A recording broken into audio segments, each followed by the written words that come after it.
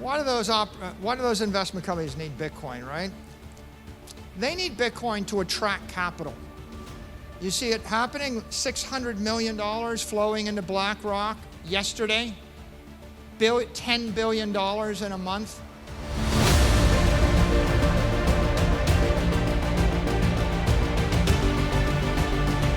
Right, if you look at the ETFs, what you'll see is that the Bitcoin ETFs are crawling up past all the commodities. They're about to eat the gold ETFs, and then they're going to eat the S&P 500 index ETFs. And everybody's going to take note. Vanguard is going to take note. MicroStrategy founder and executive chairman Michael Saylor has just delivered another explosive and powerful speech about Bitcoin at the Bitcoin Atlantis conference held in Madeira, an autonomous region of Portugal that is quickly turning into a prominent crypto hub and a safe haven for cryptocurrency investors. The conference, which ends today and features important keynote addresses and fireside chats from some of the best personalities in the crypto space, was organized by FREE Madeira, a local non-profit organization focused on offering financial education to the people of Madeira. Last October, while speaking at another Bitcoin conference in Amsterdam, President Miguel Albuquerque of Madeira announced the creation of a Bitcoin business hub in the region to foster innovation. "We are changing our economic base for technological companies, high-tech, artificial intelligence, and Bitcoin, of course," the Madeiran president said. "Everything that is connected with Bitcoin is welcome in Madeira." According to Saylor, President Albuquerque personally invited him to speak at the Bitcoin Atlantis conference, and the MicroStrategy executive chairman delivered one of his characteristic speeches about the leading digital asset. Saylor titled his speech, "Bitcoin is for everyone." While speaking to a highly enthusiastic audience, Saylor predicts that billions of humans, hundreds of millions of families, hundreds of high-level investment firms like BlackRock, and hundreds of millions of companies will buy Bitcoin in 2024 and beyond.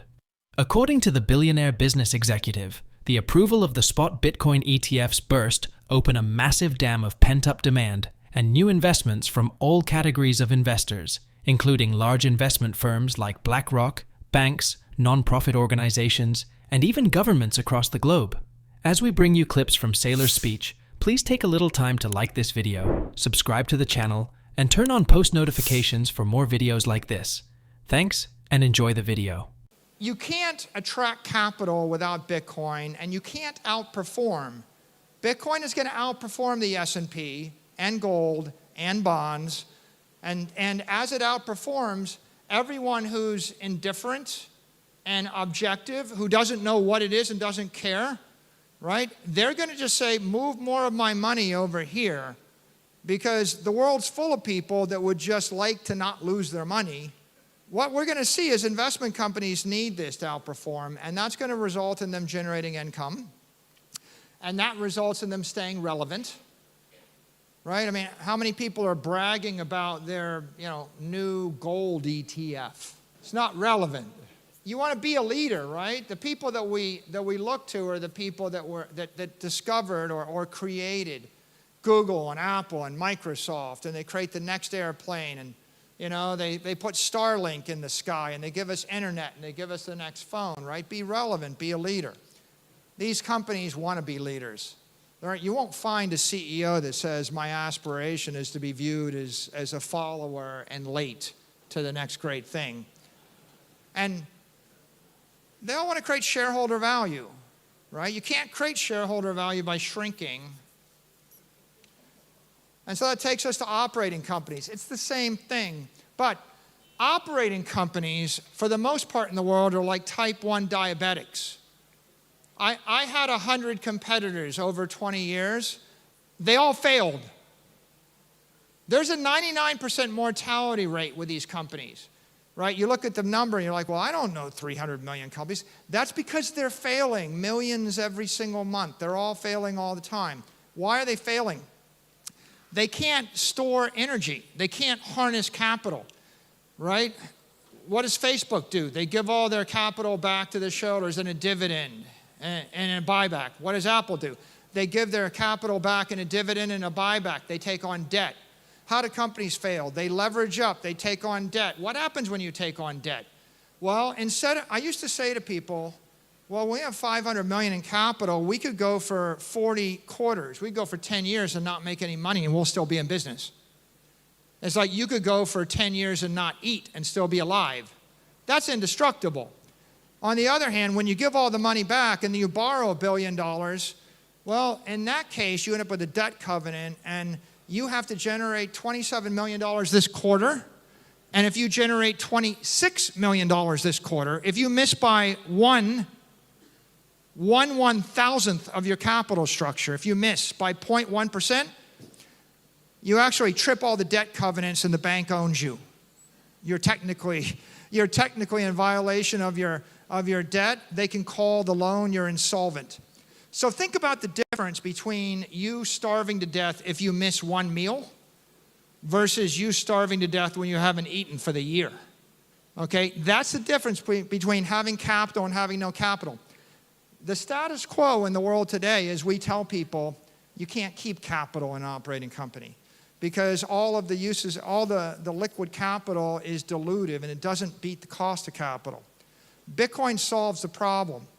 You can harness capital, you can improve your products, you can grow your revenues, you can beat inflation for the first time. You know, the Magnificent Seven are good investments. The other 493 companies are not, because the other 493 companies cannot beat inflation. Because beating inflation means increasing your cash flow 8% every year forever. Or more like raising your prices 10% a year forever. In the earlier part of his speech, Saylor made a particularly poignant statement. Bitcoin has no enemies, and the community has no enemies. What we have are people that need Bitcoin that don't yet know why they should be our friend. This means that many Bitcoin critics today are going to be participants in the future, because eventually, all roads lead to Bitcoin. Saylor strongly believes Bitcoin is going to have many more participants in the future because it is the digital asset and the inevitable future of global finance. So, if any company executive or investment giant is still opposed to the idea of Bitcoin, it's because they've not taken the time to study it or are still too deep in TradFi, that it's almost impossible for them to accept defeat and join the winning team. But eventually, Saylor says every one of them will. With every multi-billion-dollar milestone the ETFs make, every new country that adopts Bitcoin, and every new BlackRock, more of these organizations will realize the folly of their decision to ignore Bitcoin and begin the inescapable journey from denier to skeptic to trader, investor, and finally maximalist.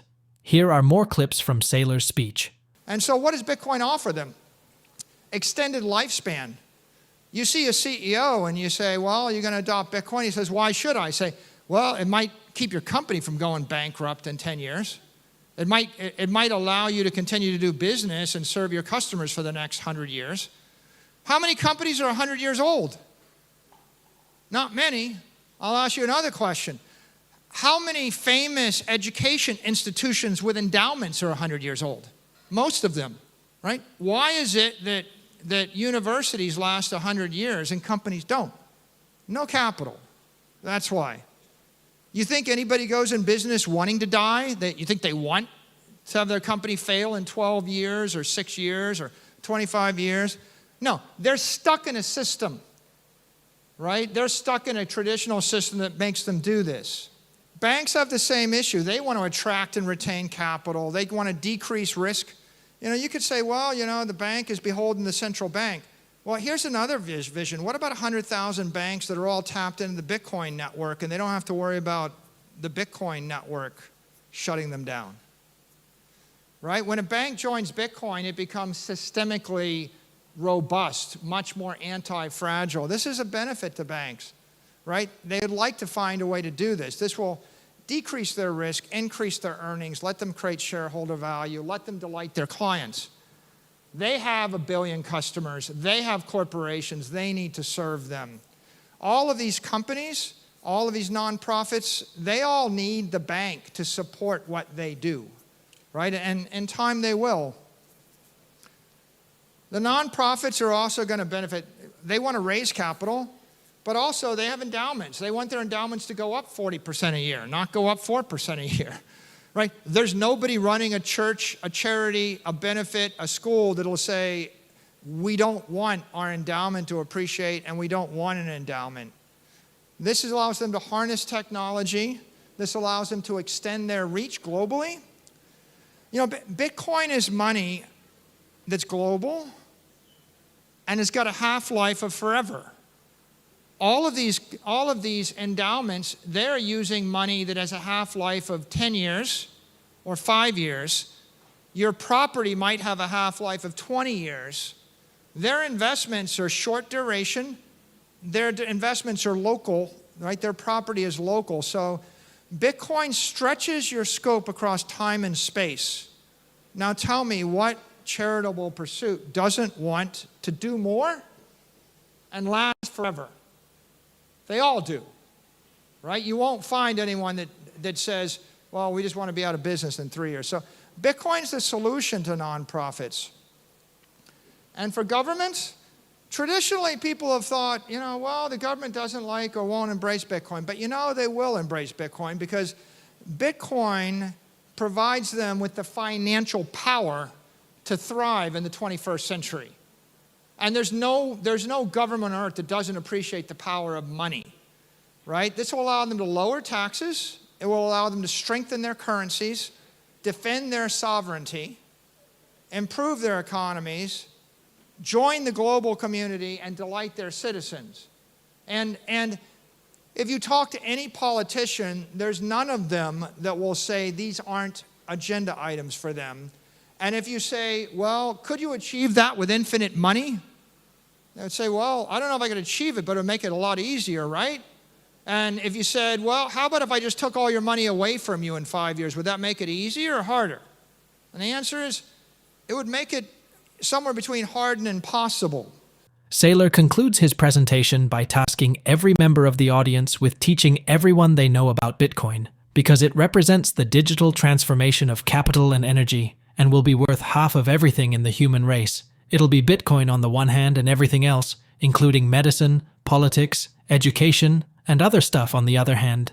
With Bitcoin, every individual, family, corporation, and government will be able to live their best lives and achieve their greatest aspirations without fear of the many, many issues that plague the current financial system. What are your thoughts on Saylor's presentation? Please drop your comments and observations in the comments section below.